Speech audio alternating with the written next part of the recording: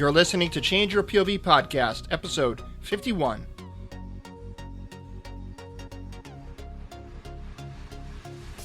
Because if you don't do that, you're never able to move forward with anything. It will always be a sticking point. It will always come up. It will always come back to haunt you, like the ghosts or the skeletons in your closet. If you can't forgive yourself or others, you have to live a life where you can forgive for the things that have been done to you or that you have done, so you can at least move on.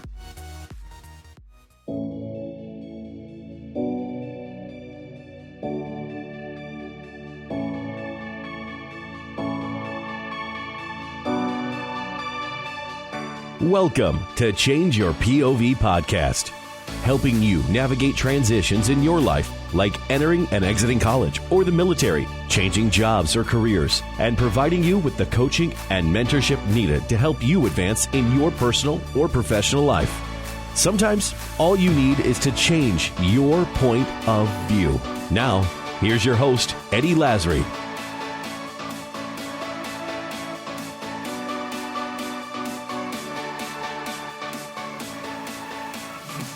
Hello, folks, and welcome to Change Your POV podcast. I am your host, Eddie Lazary, and we've got Bennett Tatton and a special guest, Tim Parkhurst, on tonight to talk about, actually, tonight's episode is PTSD versus moral injury in episode 51. This is the first episode past our milestone episode, episode 50. Wanted to thank everybody out there. Episode 50 was a great accomplishment for Change Your POV podcast. If you have not yet done so, I encourage you to go back, take a look at episode 50. It's basically a collection or a collage of all of the episodes up to episode 50. Bennett is mentioned quite a bit on that episode, and Tim Parkhurst actually has some cameo appearances as well. So it's a good time. It's a good episode. Spent a lot of time on it. I enjoyed it. I hope you will, as I hope you do too as well. So before we get into tonight's conversation, I do want to talk briefly about 7-Day Resume. So those of you that have been kind of listening and following along, you know that I've been working very diligently on this new free training program that will be available June 1st. It's only a few short months. I wish it was. It's only a few short weeks away. And what it is, it's a 7-part training series that I've developed for those of you that are interested in creating your own resume, not having to spend several $100s to have somebody online create one for you. Basically breaks it down, start to finish, from the ground up, how to create your resume. We get into everything from the structure to, the font size, the typography, what the recruiters and hiring managers are looking for. It's got all of it, everything, A to Z, it's in there. And I've developed it based off of my experience as a hiring manager myself, speaking with recruiters, and doing hundreds of resumes, reviewing resumes and interviews. Those of you that are currently serving, you'll probably be looking at creating a resume before you get out, hopefully. TAPS classes are great, but they're left wanting in the area of resume creation. So you'll definitely want to check this out. For those of you that have already transitioned, perhaps you're in a job and you're looking for a career change, or perhaps you're looking for a promotion. And yes, folks, you need a resume, even if you're looking for a promotion inside your own company. A lot of people don't realize that, and they're scrambling to try to put their resume together and have it ready in time for a job promotion within the company they already work at. So starting June 1st, 7-Day Resume. You can sign up now if you want. Head over to 7dayresume.com and just opt in there. And starting June 1st, you'll get the first lesson, followed by a new lesson every day for the following 6 days. All right, that's enough on that pitch. Let's get into this topic, PTSD versus moral injury.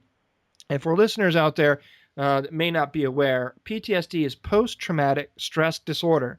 A lot of people are talking about it. It's in the news. It's very common conversation within the veteran community. But a lot of people aren't really as familiar with this other concept called moral injury. And I'm going to turn it over to Bennett and Tim here, and we're just going to kind of lay out the groundwork of what moral injury is and how that can be kind of I wouldn't call it a misdiagnosis, but at least confused with PTSD. So Tim, what do you think on the thoughts of moral injury versus PTSD?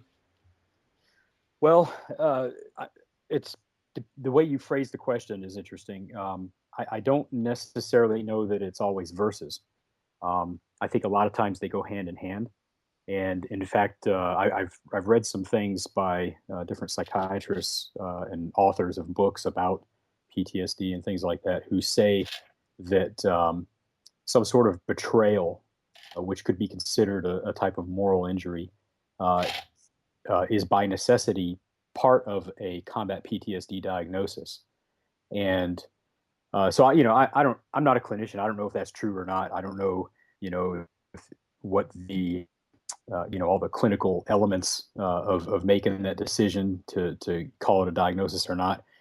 What I can tell you, I've been thinking about this a lot ever since we started hearing the term.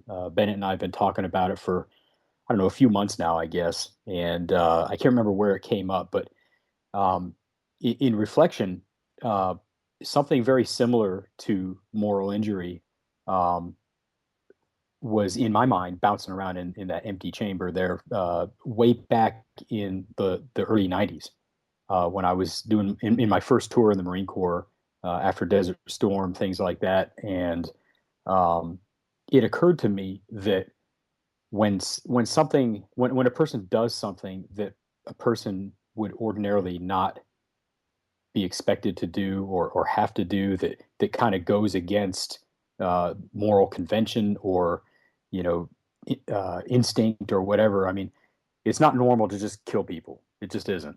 Right. I mean, we do because we have to. We do for self-preservation. We do to protect others. We do in war when we're ordered to. Sometimes we grow to actually enjoy it in wartime, and that's a whole another discussion. But uh, be that as it may, it's not normal, right? And it occurred to me way back in the '90s that when you do something like take a life, or when you see a person's body basically rended, torn to pieces, um, that's that's not normal, and there's something in the psyche that just breaks. Can I just give some examples? So I think it would be easier for people to kind of go, ah, yeah. All Yeah. right. Yeah, So let's do that. so things that I wrote down are using deadly force in combat and causing the harm or death of civilians knowingly but without alternatives or accidentally. Just like Tim said, it's not normal to kill people. It just isn't. Um, Hmm. Giving orders in combat that result in the injury or death of a fellow service member. Now, Eddie, as a Mm. senior NCO, rolling around, I'm pretty sure that you've had some instances that you've seen or dealt with that, right? Yeah, let me tell a real quick story, just so we can even paint the picture further. We were out on patrol one night. It was dark. We had thermal imagery. We also had our LRAS, which is a large thermal imager that can really reach out and see quite distance. And our primary mission was route reconnaissance, but we were doing counter IED operations primarily. And we, past a certain point during the night, if there's vehicles running around out on the streets of Baghdad. They're usually out there for no good reason. And we spotted this van, and it wasn't me. It was a different section. That the section spotted this van, and literally saw this dude get out of the van and plant an IED on the side of the road. Got back into the van and took off. Well, the section, obviously closed the distance and caught up with the van, running blackouts on the Humvee, so they obviously couldn't see in the rearview mirror that they were coming up on them. And they basically opened engaged that van with the 50 cal crew serve weapon. The van kind of obviously took rounds, veered off, went into the ditch, kind of crashed up into an embankment. The section dismounted, didn't know how many people were in there, if they were armed, if they were dead, still alive, didn't know. Um, shine some lights in there, basically open up the doors of the van. And what did they find? They found basically the dude that dropped the IED. It was in this van with his whole family. We're talking women, children. Um, it was quite a mess. I mean, dead, wounded, missing limbs, blood everywhere. And you know what?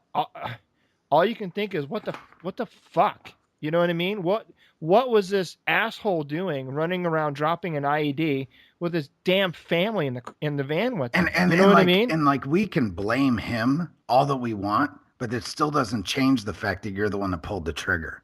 And Absolutely. in your Yeah. psyche, that'll fucking could ruin you. Yeah. I mean, some guys it might not, but other guys, I'd be hard pressed to say that it doesn't affect you if you know you smoked a whole family just because the dad was a bad guy. You know what Yeah. I mean? All right. So Yeah. so we have like that. Failing to provide medical aid to an injured civilian or service member.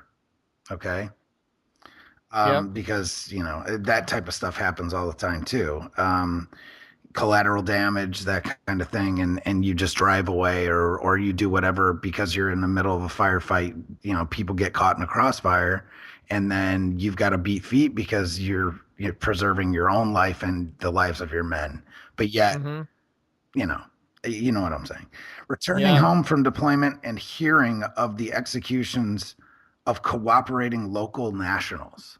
How many times have we heard about interpreters getting Yep. getting killed after? And those terps, those guys were your lifeline sometimes Yeah. in there, and guys had real meaningful relationships with a lot of them, you know and a lot of them have suffered because of either inaction by the US government because they promised to, yada yada yada, the whole thing. Mm-hmm. um Failing to report knowledge of a sexual assault or rape committed against oneself, a fellow service member, or civilians. So you start getting into this whole military sexual trauma, along with what we've talked about, are the unfortunate co-opting of young boys in some of these cultures that we've been dealing with the last 15 years, that use little boys as sex slaves and women as well, and you being ordered to not do anything about it. That's a Mm. big deal. That's a Yep. huge deal. That is against everything that we raise our right hands to when we swear to be soldiers and Marines and airmen, and you know what I mean? Yep. That's against that whole, that's our culture, completely foreign, at Mm-hmm. least for most. Yeah, Right. so you take incidents like that, and just look at the headlines with the special forces guy that was getting drummed out of the army because he basically beat up the Afghan policeman who was sexually assaulting a young Oh, boy. not just a policeman, it was a police commander. Yeah, he was a chief. Yeah, whatever. But the point is that he was getting drummed out of the army for it, and thankfully somebody managed to you know turn. I think public opinion probably managed to change some opinions, and I guess they've decided now to keep him in the army just the other day. But Yeah. They may keep him, but let's be honest, yeah, his his career's career's probably done. over. Yeah, yeah. Yeah. But the point Yeah. being, though, that that's exactly what happened in that situation. He had a choice to make, and rather than live with what he knew he wasn't going to be able to live with, he took action to fight against, at that moment, a thing that was abhorrent in our own culture. Mm-hmm. We say honor, courage, commitment. These are our touchstones, our watchwords in the service, and things that the leadership beats into us. But yet we're supposed to set that aside, just because we're in another country, or the guy that we're seeing commit this atrocity is wearing a different uniform. We're not allowed to touch that. This is, Mm-hmm. is total crap. And so all this whole litany of different things that could happen that Bennett's listing off, it could be something that you saw in combat. It could be something that happened back in the rear. It doesn't really matter. Um, there are a lot of things that happen. Absolutely. I mean, it could have happened in training. Yeah, Yeah, who knows? yeah. There's things that happen on a daily basis that go against the grain. That goes against our moral code. And Mm-hmm. it used to be, not so much anymore, I don't think, without getting too political about it. I think we're a couple decades removed from an America that kind of shared sort of a common moral code. And now it's almost like it's every man for himself. Hey, it's okay. You believe whatever you want to believe to to a fault, you know. Right. And Right. I mean, if you don't, there's the old adage, if you don't believe in something, you're going to fall for anything. And I think what we're seeing now is the result of a few decades of that sort of thought pattern. And, people are suffering heavily because they're being put in positions where it goes against something that's so ingrained. It's not even necessarily a conscious thought. Like back in the 90s when I was thinking about this, I really couldn't wrap my mind around it. I couldn't put words to it. I never really talked about it to anybody, but I knew that there was stuff going on that, I felt weird about things that I had seen or done in combat or in training, whatever. Um, that I couldn't put a finger on it other than it just felt like my psyche or my heart was just broken, you know? I mean, especially with things like, and you and I haven't really talked about this, Tim, but your experience in Panama. I mean, if you really want to get down to brass tacks, Panama was that's something that the reason I bring that up is the last thing that I have to say is a change in belief about the necessity or justification for war during or after one's service. Uh, I mean, it's already been proven and shown uh, that Panama was like a made up thing. We went in there to basically, I mean, yeah, seize Manuel Noriega, right? But what did we really go in there for? Well, from my own perspective, I'll tell you that I feel much more strongly about having um, gone to Iraq and Afghanistan.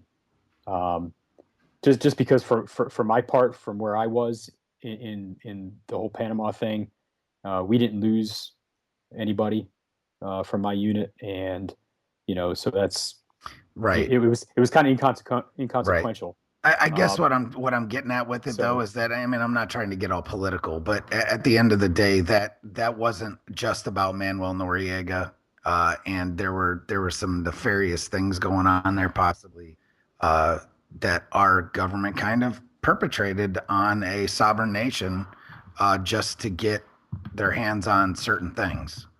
yeah, And well that's a great point because and you'll see that throughout pro- pretty much all the conflicts since World War II.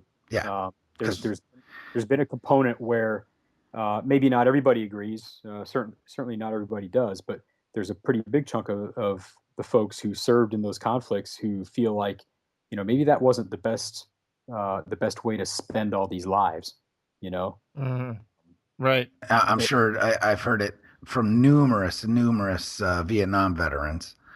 Um, Oh you yeah. know, and that's just on another level. Well, So I had Russ on my show, Vietnam veteran. If you go back listen to a couple of his episodes, I can't remember which one it was. He talked about basically he found out how the whole start of the Vietnam War really was predicated on something that was fabricated, made up. And he kind of gets into some specifics about that and how he didn't really realize till after the war was over and he came back and he even made a comment. He goes, "It's he's proud of his service in Vietnam, but he feels slighted about how it came to be, and it kind of tainted the underlying ultimate sacrifice that many men paid over there. And I mean a lot can be said for that in today's world when you and I we served in Iraq and we've lost guys and there's been tons more killed and wounded since this whole thing started, and we go over there with this notion of bettering the people and freeing the civilians and giving them a right to vote and lifting the oppression and all of this, right? All these great wonderful reasons that we tell ourselves why we're going over there. We're told why we're going over there, and then now you watch the news and you watched ISIS driving around in our vehicles, shooting, our weapons. And it's just how it's so, I mean, you look at that and you're like, what the hell what did we do all that for? What did we sacrifice all these years for, just to give away all of our shit to the bad guys? Like, Yeah. I've asked myself that question, like, what the hell? What did we do it all for? For Yeah.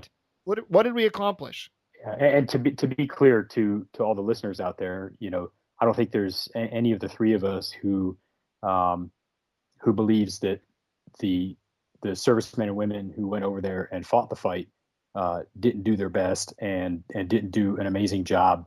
Um, even the generals who came up with the plan for in theater, they were all hampered to some extent by Mhm. our civilian leadership. And there's we could argue about this all day long. There's some generals that buy into whatever the administration says. There are some generals that tried to buck the system. They paid the price. Whatever, be that as it may, the fact is that militarily we could have won all day long. But the problem was the solution in Iraq and Afghanistan both were not military. They didn't require a military solution. They required military intervention initially, but they required right from the get-go to have something beyond a military intervention to be able to bring it to a resolution that met our national goals. And Right. nobody ever really put those pieces in place when they should have, and that wasn't Right. our fault. That wasn't our commander's fault. It wasn't our unit's fault. It wasn't our service's fault. It's just the way it was. I know guys. I know guys today still that totally buy into the entire mission in Iraq. I disagree with them, but I respect their opinion because they have, what they view of our national policy and politics or whatever is different from what I view, and I respect it, but I just disagree. So you'll find guys on both sides of the fence, um, but I think that nobody can question that a lot of what has been done, whether it was good, bad, or indifferent, has been tossed in the wind and kind of thrown to the pigs, so to speak. I Right. mean, And get right. get At the end of the day, that can just be considered another cause of moral injury to right. some. Absolutely. Yeah. And So that's a huge scale. But, you know, I mean, we've talked, Bennett. We've covered kind of the differences really between PTSD and moral injury. You're right, Tim. It's not really PTSD versus moral injury. It's more accurately put PTSD and moral injury. And but let's talk now about what are um, some of the symptoms or some of the results of moral injury. We understand kind of where it comes from, right.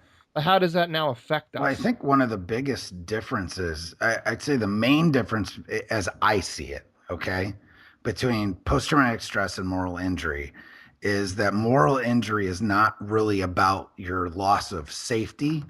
Like you're not, it's not about fear necessarily. Like post traumatic, like PTSD is it's got it right in its name. It's trauma.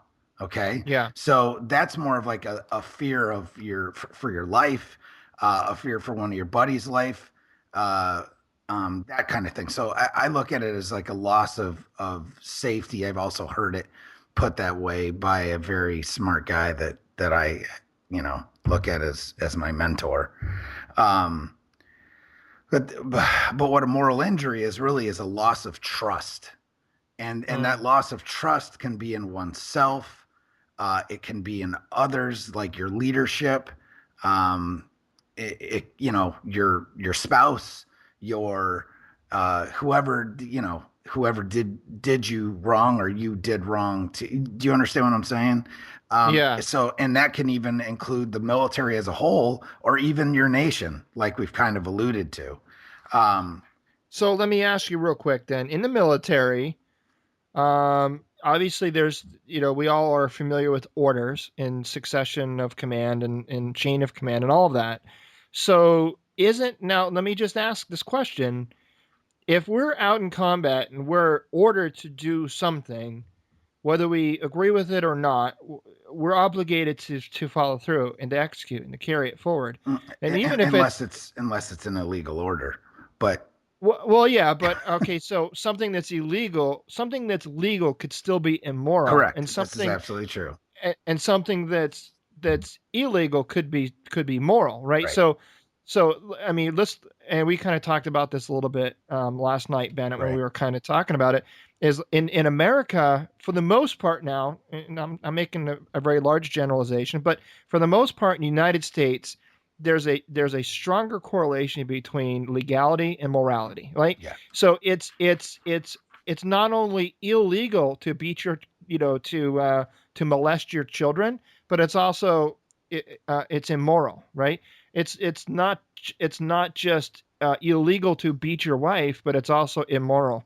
So there's a lot of correlation between morality and legality in the United States. Now you go to a different country where their morality and legality may correlate, but it's in conflict with our morality and their legality. Does that make Oh sense? yeah, absolutely. So now you go over there, and so now you're given an order by somebody within your chain of command.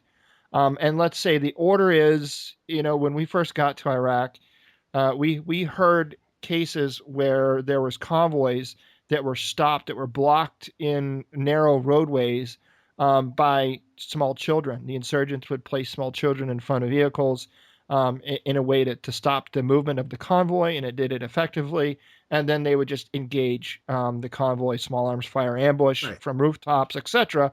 And so, we were kind of made aware of this type of activity, and we're told as vehicle commanders, if we're ever in a lead vehicle and we're put into a situation where kids and children are used as human shields, and we start getting hit by an ambush, we have standing orders to basically, Hit the y- gas. you know, hit the gas, Yeah, yeah, right? yeah. So Use, what that was one of the examples that I actually, it's the last example that they give that of that list that I was reading down, and I just mm, never got to give it as following orders that are illegal, immoral, and or against the rules of engagement or Geneva Convention. That's one of the things that they bring up. So that's exactly what you're talking about.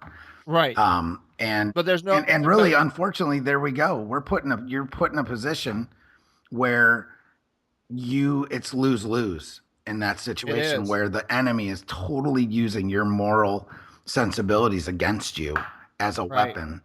And yeah, that just sucks because it's either gun down this kid with your Humvee, or uh the possibility of one of your guys getting killed because you're right, stuck in an ambush, you right, know Yeah, I think for the guy in that situation, there's two sides of that coin too. Once there might be two guys in that vehicle, and they both receive the same order. Hey, push through, run them over, whatever. One guy is like, "Oh hell, are you kidding me? I got to run over these kids, right?" And he immediately is thinking about his own kids back right, home, right. right, and then you got the other guy who's like, "Fuck it, I don't give a damn." Yeah, These fuck him. these He's kids are trying out to here kill to me, or he would kill blah me blah if he blah. was given the chance.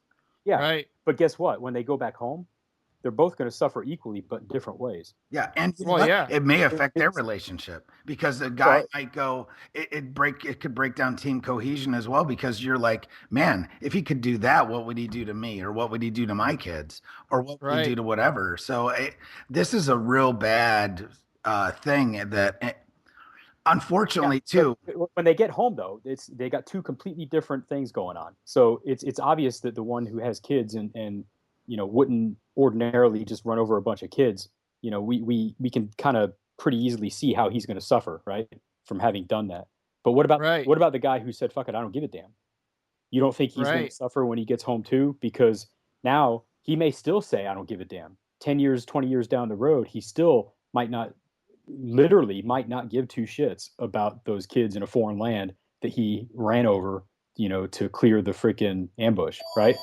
But yep, um, what he's gonna the way he's gonna suffer is the fact that he um, is out of sync with everybody else around him now, because that right, mentality doesn't fly back here stateside in peacetime, right, and Right, so he doesn't fit in anymore.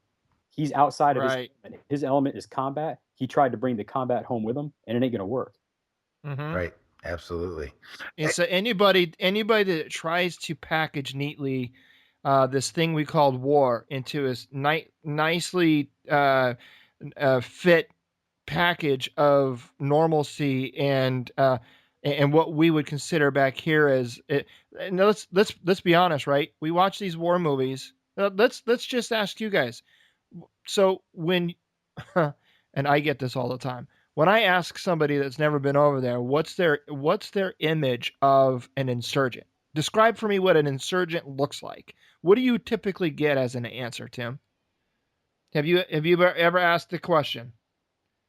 Actually, I've never asked, or nobody's ever Okay, asked so me. So, all right, so I, yeah. I put it to you. Here's a challenge. Go and ask three people the next chance you get whenever the conversation comes up. Ask them. Say, describe for me what you think an insurgent looks like. And here's what I get for an answer. People say, oh, a male fighting force age, between 18 and 30.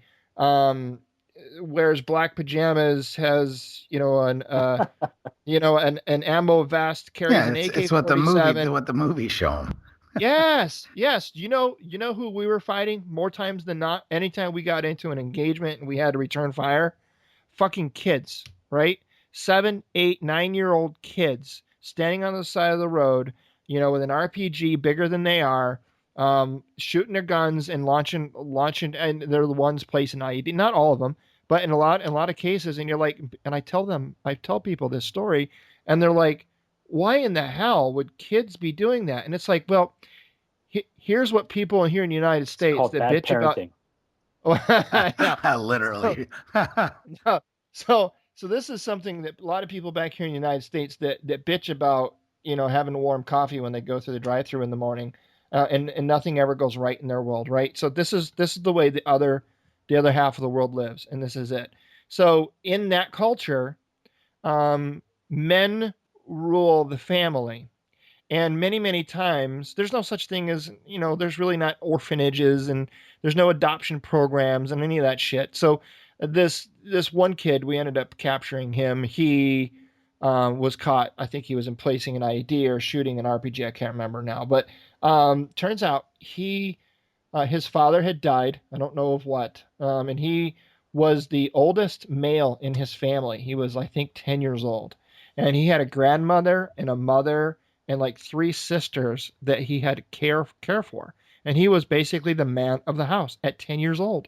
And he had to go and try to get a job and try to make money to put food on the table, literally. Um, and it isn't about, oh man, I don't have enough money to pay for cable this month, right? It's literally, I don't have enough money to pay for food. It's that serious. And so now the actual bad guys, the actual insurgents stop by, and like you said, Tim, they play on the moral cuffs of the United States soldiers and Marines, but they also play on the economy and the position that the civilians are over there in that Yeah. country. And they say, you know what? Mr. 10-year-old kid that's the man of the house that's responsible for providing for his family, that doesn't have a job or any way to pay for food to feed his family. I'll give you $10 US cash if you take this RPG here and go shoot at the next convoy that drives by. As a 10-year-old kid, what would you do? Right? Put yourself now, does that make that 10-year-old kid an insurgent? Or does that make a 10-year-old kid someone that sees an opportunity to feed his family?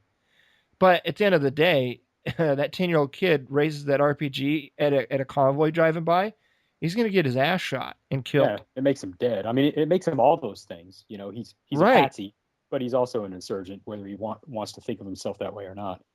right. So So it's tough because it's not like he's doing that because he wants to rid his country of the infidel. That is not motivated in that way, like what a lot of people think insurgents are.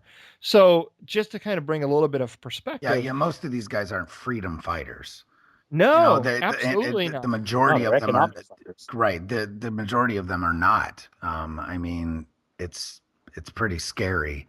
When And when we were in the Philippines in 1992, shutting down Subic Bay, I was with the Special Purpose MACTAF there, and we had what we called economic insurgents. And you know, there were the political folks, the real fighting forces that like the NPA and folks like that wanted. They were sending organized armed patrols into Subic, kind of probing the defenses and trying to see if they could get into the area where the naval magazine, which was a huge area, and they wanted to embarrass the United States government as we're emptying the naval magazine of the nukes and all the other weapons that were there, cause an incident and maybe get their hands on some stuff.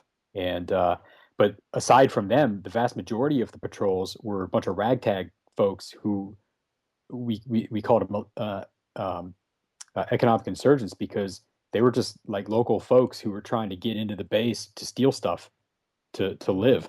And they didn't care if they got in a firefight with a bunch of Marines or not. They were that desperate that they would do that. And in the same way, in this central Helmand, in between Sangin and Kajaki, 2010 and 11, that whole green zone along the Helmand River there, the Kajaki Dam provided power. Well, ostensibly, that's supposed to be under the control of the Afghan government at some point, or the coalition forces. But the Afghans, or the Taliban, I should say, were basically had,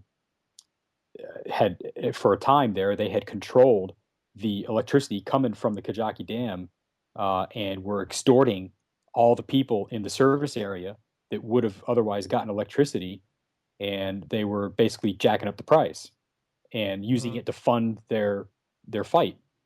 So there's all kinds of ways that people like the kid that picked up the RPG that's trying to put food on his family's table, given $10 cash. There's all kinds of ways that the real insurgents are using these people to turn them into supporters of the insurgents, whether it's unwilling or not. And and they're forced into these positions because they literally have nothing, and they could make the choice. Everybody's got a choice. They could say, oh well, my moral code says I'm not going to pick up the gun and fight against the Americans, but that's not their moral code, right? And so they're going to do it because somebody's going to pay them something, or they're going to get electricity, or they're going to get whatever. So now what happens when service members come home from war, from combat, from wherever they served? And again, like you brought up a good point. It doesn't have to be in war or combat. You could be put into precarious situations in a training mission out at the National Training Center, or over in Korea, or wherever you find yourself. And you could experience a lot of these same types of symptoms when you get out, and in some cases, many, many, many years after you've gotten out. So, what are some of the manifestations or symptoms, I guess, for lack of a better term, that one could experience when they're struggling with these moral injuries? Well, I think from what I've seen, and this is something, as we talk about it more and more, we realize that this is not a thing in the world of psychiatry and psychology yet. I mean, people are talking about it, but it's not like a no kidding thing. It's not like PTSD. It's not an actual diagnosis. Yeah, and it may never be a diagnosis, because one of the big differences that I've been told is that PTSD is a physiological change in the brain and the way your brain thinks and is wired due to a trauma. Whereas a moral injury has nothing to do with a physiological injury to the brain. It has to do with, it's all about the betrayal. It's all about the violation of the moral code, the fracturing of the spirit, whatever you want to call it. And that you may not have any physiological symptoms. There might not be anything that shows up on a CAT scan of your brain with a moral injury. So what is visible to either others or yourself when experiencing guilt? Guilt. Lots of guilt. I mean, depression is a manifestation of it. I mean, suicide. I would be hard pressed to say that more people commit suicide because of moral injury, though, than post-traumatic stress or TBI or something along those lines. If you're looking for direct correlation type things, I mean, even you can even go back. I mean, this is not a new thing, though. I mean, you can go back and read some of, go back to even like, everyone knows, well, a lot of military folks should know who Sophocles tragedy that he wrote back in the day, and they know the name Ajax. Okay. So Ajax in that story ended up committing suicide because of atrocities that he perpetrated upon slaughtering of innocent animals and whatnot. Okay. Mm-hmm. I mean, it goes back that far. I mean, think about the guys that have expressed, they've really expressed it, like the pilots in World War II that dropped the bomb on Nagasaki. All right. Because Hiroshima was first, Mm-hmm. Nagasaki was second. And they were like, why do we need to drop this bomb on Nagasaki? Wasn't the first one enough? Right. I mean, that's back in World War II. I mean, there's soldiers' diaries from the Civil War that express the guilt, paranoia, of feelings responsible for different atrocities committed in that war against their fellow countrymen. I mean, there's tons of diaries like that. You literally can go on Google and type in Civil War diaries moral injury, and you'll have a bunch of different stuff come up. Vietnam, I can only imagine. I mean, how many times do you hear that story about, yeah, well, we burned that village down, and why? Why did we burn it? Because our LT told us to. You know what I mean? Right. That's all moral injury. So yeah. I mean, it's just, and unfortunately, I think that this is a point that I wanted to make earlier, is that unfortunately we run into a problem, and Tim and I have talked about this, is that we always say, wait 20 years from now to look at the 18, 19, 20, 21-year-olds that were fighting in these wars and see where they're at in 20 years. Because the problem is truly, and this is biological, 17, 18, 19, 20-year-olds, their brains aren't fully developed. I mean, think about how black and white you were as a kid. Yeah. You know what I'm saying? So it truly affects these guys because they're so black and white in their beliefs, right? Yep. A lot of them, there's not a whole lot of gray at that age. And when you get injured at that age in a moral, it might not affect you right now because we're taught to persevere. We're taught to suck it up. These are injuries that people suck up, but at a point, once you've burnt the candle at both ends entirely too long and there's no more wick to burn, that's when you have guys that really are affected by these moral injuries. Because they've been sucking it up and persevering for so long and getting no help because, frankly, they're either so ashamed at what they've done that they won't talk about it, even to their buddies in some cases, right? Well, it's not even what they've done, but it could have been something that they seen somebody else do, but they didn't speak up and say anything about it. I mean, yeah, I mean, exactly. So, I mean, think about this. So, and this isn't just I mean, we're talking about the military right now, but this is not just a military problem. Right. I mean, God. I mean, you can, in cities in the United States where, people have walked through like a park and witnessed a woman being raped and they did nothing about it. They just turned and walked away. And walked away because it's like, it's not my problem. What am I supposed to do? That guy could kill me. Right. That guy could kill me or whatever, So I think when we get down to it, this kind of thing is really hard to get a hold of because there's some times when guys might, you might be getting all the therapy, you might be getting all the, the best therapy and everything for every issue that you have, but still something. The reason I say this is because I feel as though I'm one of those guys. I've been in therapy for post-traumatic stress for a long time, and I'm sorry, but I'm not cured. I also know that, I'm not saying that it's I'm saying that it's curable. In my opinion, post-traumatic stress, you can deal with it biologically, just like a traumatic brain injury. There's a system that you can fix biologically with post-traumatic stress and TBI. Now, there's a lot of cover and range here where things overlap, but they're partially under the same umbrella. But this is a whole nother thing, in my opinion, just because I'm dealing with my own issues with it, knowing that I can go through all the therapy I want, but if it's not the right type of therapy, it's not okay. And frankly, part of it are things that I am too ashamed to talk to certain people about. So I haven't really addressed them because you're so ashamed or you're so scared to even talk about the truth that you won't even breach the subject with a therapist or a buddy or a group that you're in. You know what I'm saying? It's all about Right. trust. And if you don't have that trust with the people in your life and the people around you, you're kind of screwed.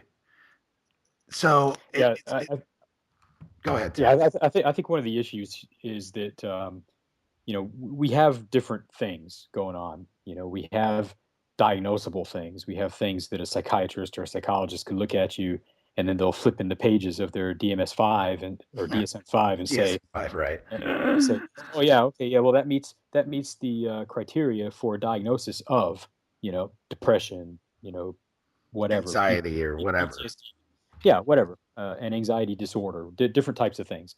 You might have post-traumatic stress, but you might not have post-traumatic stress disorder, but you might have post-traumatic stress disorder, but you might also have a moral injury. What's the term that the Marine Corps uses? For combat incident? Operational stress. Yeah, combat operational stress. Yeah, whatever. They call it by a bunch of different names, right? But it's essentially the same thing.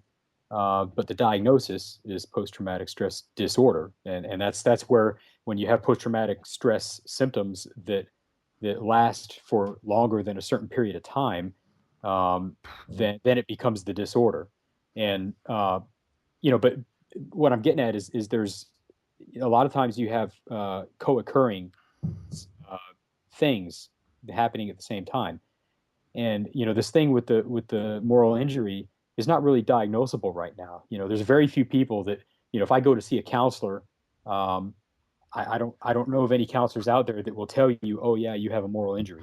Well, I can tell you, Tim, and this is one of the reasons that we're even having this conversation, is because unfortunately nowadays, because of where we're at with this whole thing, therapists don't even know to consider a moral injury as an issue. Right. That's what I'm getting at. Right. Yeah. Nobody's going to tell you have a moral injury because they don't even know what it is. They haven't even considered that that's a possibility. And in my view, having looked at the two, and from what I know about it and our discussions, it seems to me that the two of them almost go hand in hand. You don't necessarily have to have a moral injury to have PTSD, and you don't necessarily have to have PTSD to have a moral injury. But I would be willing to bet that the vast majority, just a gut feeling, the vast majority of folks with one or the other have both. Right. Because the types of things that you're exposed to in one situation that creates this diagnosis versus that one would create both. It's just that one's a physiological thing and one is strictly a moral thing. Right. So do we think now? There's no way we can definitively answer this, but just a gut feeling, right, amongst ourselves and people that we in our networks that we know and talk to. What's our take on? Do we think that potentially that people, the men and women that are out now, or even that are currently serving, that are suffering from depression and thoughts of suicide and loss and all of these other things that we've talked about in the past. Do we think that a lot of that is, I know it's labeled PTSD, but is it potentially more moral injury than PTSD? I think that there's probably a lot more moral injury out there than people would think. And there's probably an awful lot of folks who are walking around saying they have PTSD. That actually have moral injury. That actually have moral injury, not PTSD. Mm-hmm. All right. So we've talked about the prevent or the 22 a day, right? Yeah. We talk about that. It's been a little controversial as of late because of, people within our own community bringing up stuff like that. Well, one of the things that I was thinking about as we were getting ready to do this, I was doing research to do this show, and doing research because I have a couple of people that I work with myself that, they're prime candidates for this stuff, along with myself. Well, one of those, if you look at the 22 a day, or you look at suicides in general throughout the military and veterans, there's a surprising number of veterans that are killing themselves that aren't actually guys that deployed, Right. or the guys, you know what I'm saying? So I actually talked to three separate veterans today, uh, and I asked them why. These are all guys that had been suicidal, Mm-hmm. and I asked them why they were suicidal. One of them was I guess for lack of better way of putting it, he was an admin clerk, right? Mm-hmm. He did deploy, but it was to like Djibouti or something, you know what I Mm-hmm. mean, or Kuwait. Well, he came back. He never saw anything, didn't see a daggone thing, but he had a few friends that he went through school with that died there. Mm-hmm. All right. And he was so he completely as I looked at it, it was like the definition of moral injury to it in him. It was he's racked with guilt that he wasn't there Yeah. with these guys to Mm-hmm. or at least be a part of this thing that he is trained basically his entire adult life to do, but yet was never able to be a part of.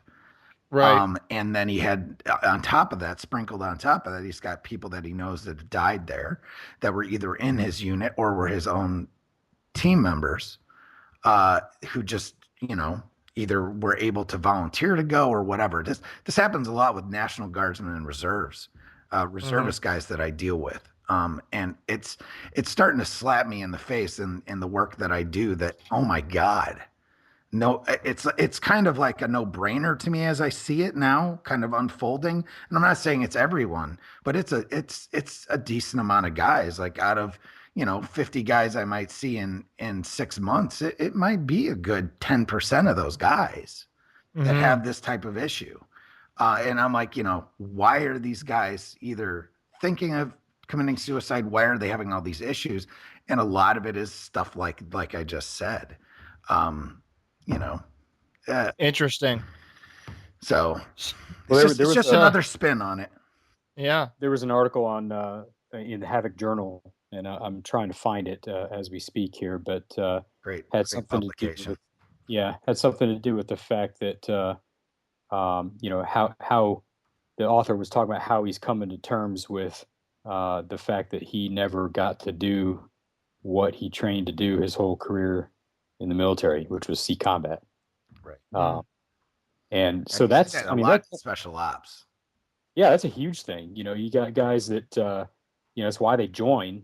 Um, it's what they work towards for their entire time in the military. Um, and, maybe they do deploy, maybe they do go to war. But then it just doesn't meet their expectations. It was hyped up to, hey, we're going to be hooking and jabbing with the enemy, blah, blah, blah. And, kind of like the Gulf War, it was like over in 100 hours. And it's like, really, that was it? It's kind of anticlimactic, when you're expecting to die. Well, it's like And take that scene from the movie Jarhead. and yeah, I mean it's funny, but it's that kind of reaction. Like people flip out because they didn't get the fire shot. Mm-hmm. yeah. Yeah. And just the guilt, from that is tremendous. Or And you say, maybe they got blown up and they got sent home, or they got sent to Germany, and the next thing you know, they're out of the war. Like they were there like 6 days. Yeah. and a guy like that, you'd think, well, he got blown up, so he has all sorts of reason to have PTSD and become suicidal and blah blah blah. Well, chances are pretty good, that he's not going to be suicidal because of his PTSD. He's going to be guilty as hell about not being there for his boys that get to serve out the rest of the deployment. And here's what we have to talk about, and this is where it becomes a no-brainer to me. That guilt is a moral injury. That's not post-traumatic stress. That is a moral injury. No ifs, ands, or buts about it. Now, how is this not a diagnosis? How is not this not looking at that? It's not literally like, I'm so sick of hearing the kind of like suck it up, buttercup kind of thing. I mean, we do that, but when you're out at the point, that isn't valid anymore because this is real life. Mm-hmm. I have on Change Your POV Squad. It's the Facebook group page. Change Your POV Squad. You can go over there and check it out. I posted on there an article by Task and Purpose titled "How I Let Go of Being Embarrassed for Never Serving in Combat." It's a very interesting It's a very article. good article. It goes That's exactly. that's the one I was thinking of. It Yeah. wasn't Havoc Journal, Oh, Task and Purpose. That's okay. Yep. All right. So you can either check it out on my Facebook page, or you can go over to taskandpurpose.com and check it out there. But it's definitely, I think it's starting to become more known now. A lot more people are talking about it, and it makes a hell of a lot more sense than labeling it PTSD, especially for those, to your point, Bennett, especially for those that have never seen combat. How do you really, Right. how do you really, and that's the thing. You've got guys in the VA system that were never in combat. All right. Mhm. Never saw any kind of serious training, even, that are getting out and they're getting 50% ratings for post traumatic stress. right? And people look at me like guys like hardened combat guys. Like I have a buddy he actually was a, ranger, the whole 9 yards in, became a SEER instructor, that whole thing, like saw serious shit. You know what I Uh-huh. mean? And he's Yeah. talking to me like, dude, how is it that I've got a guy that I met at the VA today who literally didn't step foot in theater, but he is 100% disabled, 50% of which is post-traumatic stress. Yeah. So, I mean, if you look at the suicide rates, if you break it down into population groups, the 4 population groups that are most at risk right now among veterans are Vietnam veterans, Mhm. because they've been dealing with whatever crap they've been dealing with for decades. Right. And then you've got, what you just mentioned, Bennett, the young kids that, they did 2 or 3 years in the service and got admin sepped because they were freaking, Whatever the hell they were. Right. they were the shitbirds that nobody wanted around, and, Right. and somebody finally got rid of them, and they didn't finish out their tour. They just left, right? Right. For whatever reason. Those guys are killing themselves at a rapid rate.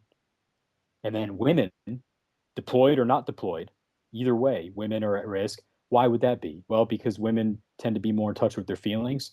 That's not a bad thing. They're the nurturers in our society, so they should be. But how do you think guilt would weigh on a woman as opposed to a man, in some of the situations that we're talking about? Or So, think about how many, I mean, I can't tell you how many women I deal with on a daily basis that are victims of military sexual trauma or just sexual trauma in general. My God. And men for that example too. Yeah, and then of course the 4th category that has much higher rates than the general population is the special forces community. But now you look at that though, and that's because those guys, they're back to back to back to back to back deployments over and over and over. So if there's any group among those 4 that they're committing suicide because of no shit PTSD, trauma, that kind of thing, it's that population, and not the others. Maybe Right. maybe not even so much the Vietnam era guys. In some of them, maybe so, but I mean there were over 1 million men deployed to Vietnam. Yeah. And Yeah. um, Right. but not all of them saw combat. I mean that was kind of the first war where we had things like Camp Leatherneck style, fobs and things like that, where it was cushy back in the rear. And Well, I have a guy that he's in a group that I have. He's a Vietnam veteran. He was an infantry Marine, right? Got sent over there, but got detached from his unit because he could type.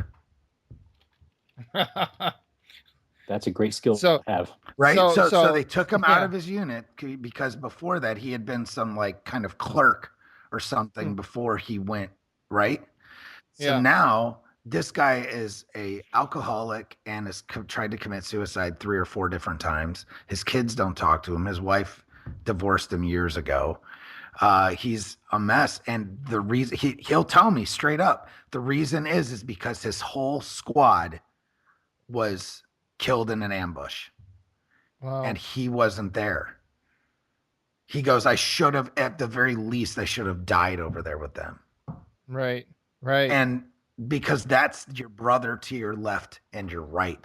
Because Mm-hmm. again, it all goes back to we're not fighting on those lines because President Obama or President Bush said, hey, let's go invade Iraq. We're like, Right. why?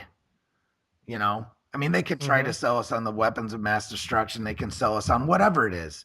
We're going after Osama bin Laden. But at the end of the day, for us as Marines and soldiers, enlisted members and lower junior officers, it's about that guy to your left and your right.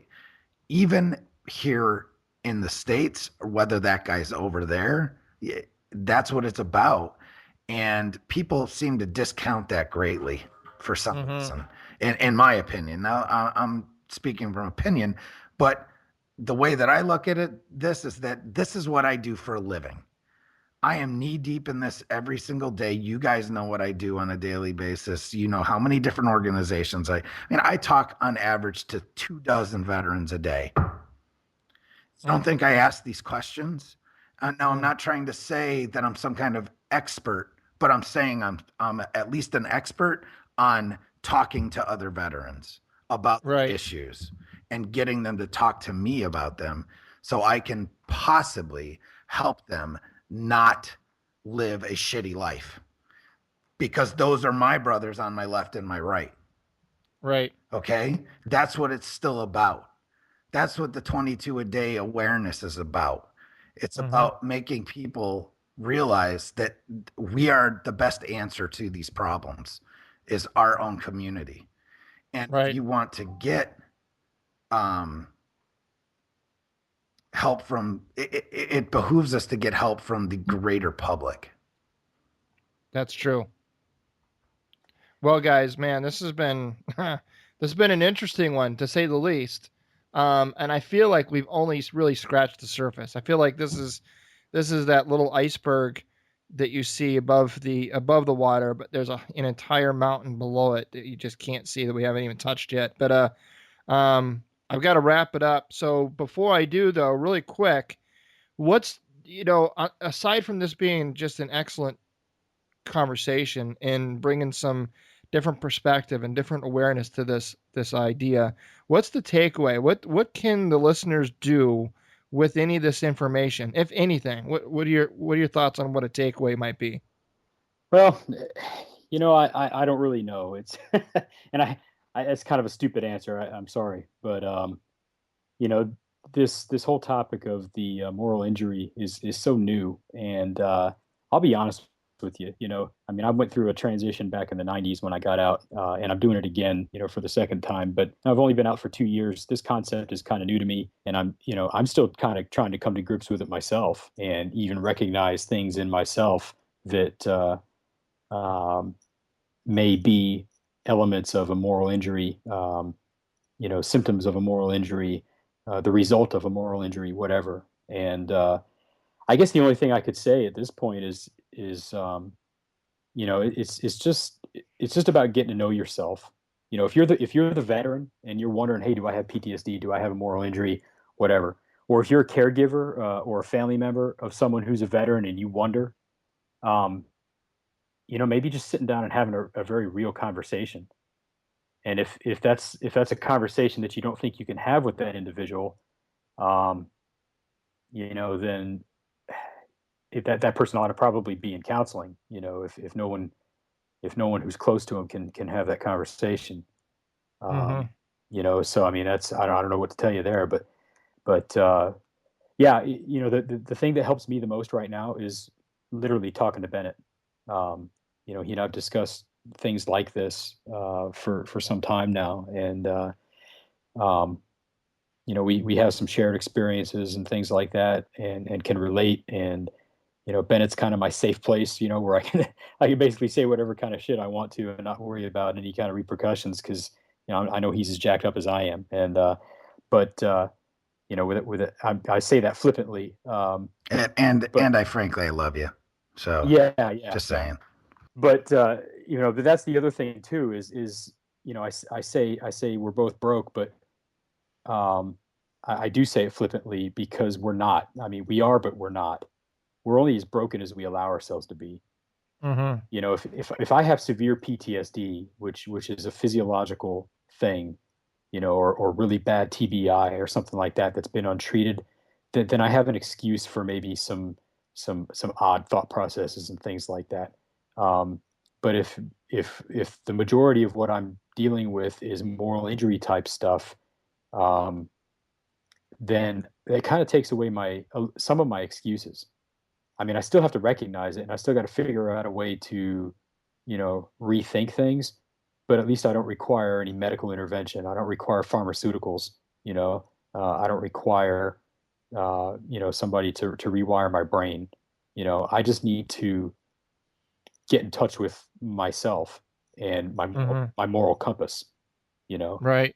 Right. and really just, you know, having these kind of conversations with my fellow veterans, going to the transition seminar that the Raider Project put on the 1st of April, was a fantastic experience because there were guys there who had a wide variety of military experiences.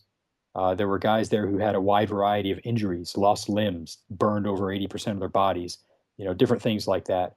And to hear them speak and to hear them talk about different things, like some of which we talked about tonight, um, kind of helps put those things in perspective for me. You know, as far as how to move forward and, you know, reconcile different things in my own heart and in my own mind. And so I just say have the conversation. You know, I mean that's the only thing that I could advise anybody to do, is just, you know, try to keep an open heart and talk about it. Right. I Mm. think the segue into my answer, because I'm going to give you one whether you want it or not, Eddie, I do want it. is it's kind of a three-pronged thing here. The first and the most important is regaining the ability to trust yourself and others. Okay? And figure out a way that you can do that.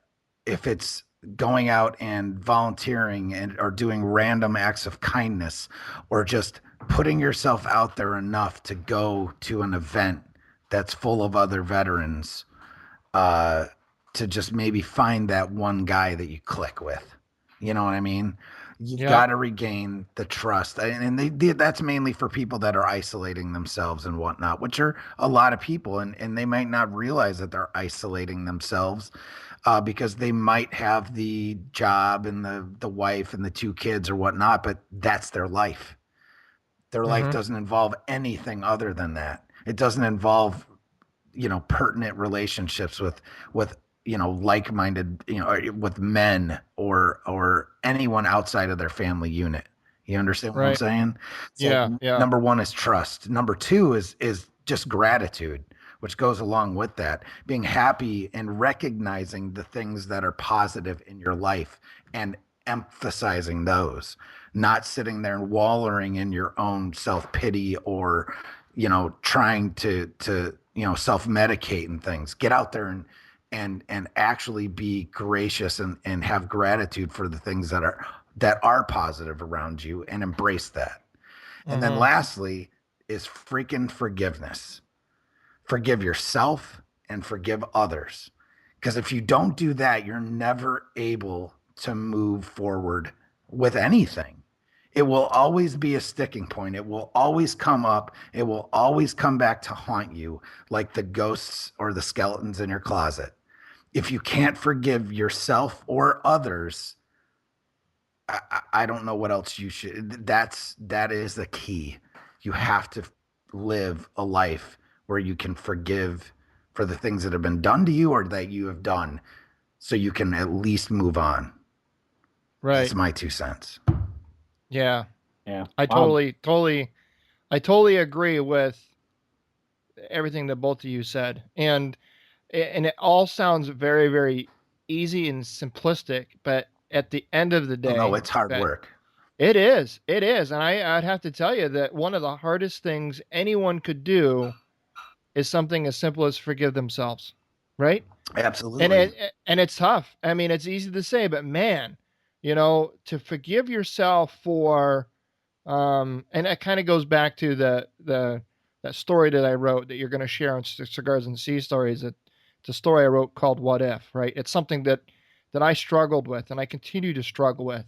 And I know it's just as simple as finding an ability within myself to forgive myself. I know it's that simple, but man, it's so fucking hard to do. It is fucking hard. But you know it's what? hard Part of the deal is you have guys that you can trust. Yeah, you're right. Well, you do now, at least. Oh, yeah. I mean, I don't know about before to an extent, but you know what I mean? I talk to you every day, and that matters. Yeah. Tim and I talk absolutely at least every other day, if not every day. And at the very least, it's texting. Yeah. Mm-hmm. And that matters. And that's the shit I'm talking about. Simple stuff like that. Right. Because again, who else understands us better than anyone? Yeah. What you said about trust is huge. I mean, you know, you've got to trust somebody in your life, and ultimately you have to trust yourself again. I mean, you know, you can't keep beating yourself up the rest of your life, or it's going to be a short life. Yep. Wow. All right, guys. Well, at the risk of having to turn this into a two-parter, we'll cut it here. But thanks for coming on. This has been an excellent dialogue back and forth. I think it's a very interesting topic, one that I think we should probably explore a little bit more, even if we can find other people that might be struggling with this that are willing to come on and share their story. That would be excellent as well. So you can find all of the show notes for this episode by heading over to changeyourpov.com/episode 51. Never miss an episode. Hit subscribe on your podcast player of choice. We have a lot more great content headed your way. If you want to reach out to me directly, you can email me at eddie@changeyourpov.com. If you want to reach out to Bennett or Tim, you can find them at warriorhall.org. Hey guys, thanks a lot. Thanks for coming on. My pleasure as always. Appreciate it. All right, folks, until next time.